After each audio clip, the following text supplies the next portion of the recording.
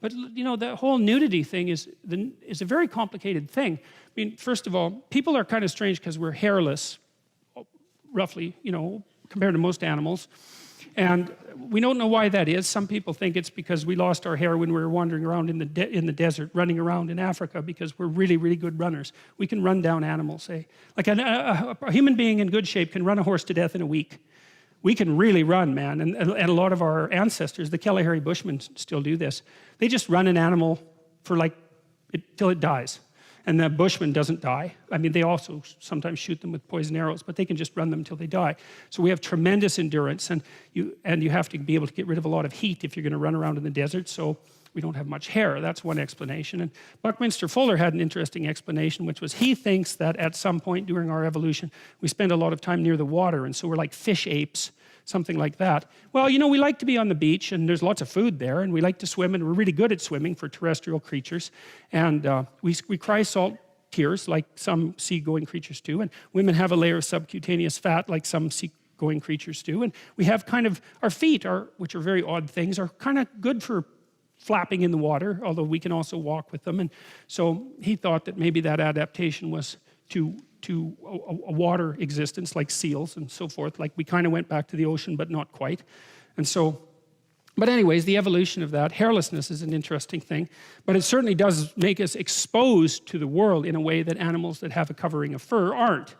And then we're upright, which is very strange because most animals aren't. They're on all fours, and so their very vulnerable parts are protected and not exposed to view. And then, of course, when you're standing up nude,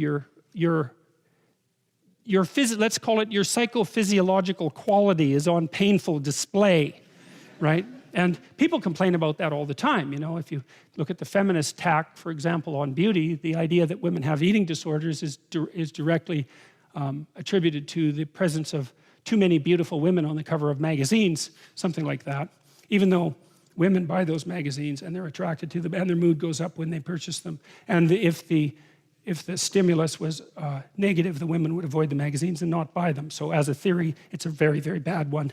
But it's still the case that, you know, it's still the case that standards of beauty shame people, and that's for sure, and everyone, because if you're not ugly now, man, you're going to be at some point in your life.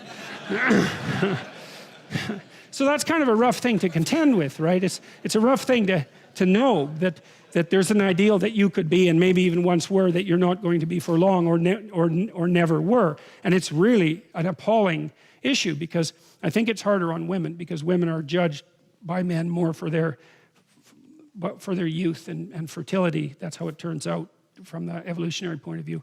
Men are judged more on their socioeconomic status by women. It's harsh both ways. But so anyways, it's, you know, it's a terrible thing to carry the knowledge with you that you're exposed to the most serious possible evaluation of the quality of your being that you can possibly be exposed to all the time, and that's further amplified if you're without clothing.